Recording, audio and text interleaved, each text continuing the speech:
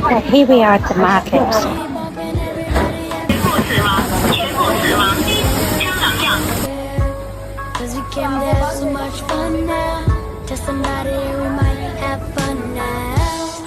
I'm not a fan of durian myself, but I know there's a great appetite for durian. I'm going to show you the magnificent grapes.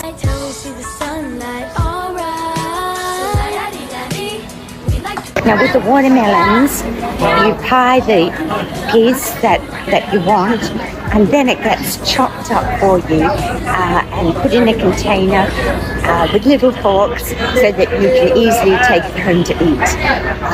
Very good service.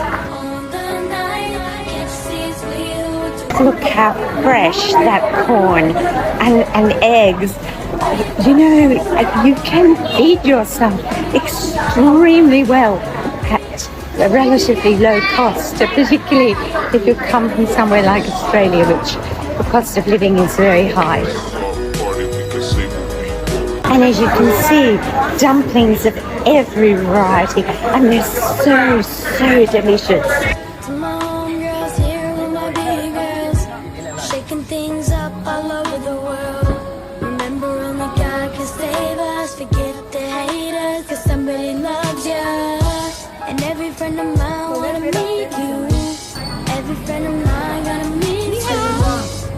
Got it so turned up, yeah, music turned up, yeah. So la-da-dee-da-dee, we like to party.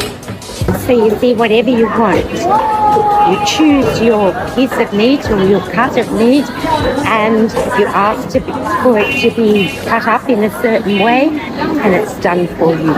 The choice of food and produce in this market is just great, and there's lots and lots of fruit and vegetables here, magnificently fresh, that have come clearly from the farm to the market, ready for you to buy. Do they do different things differently in China? Yes, they do.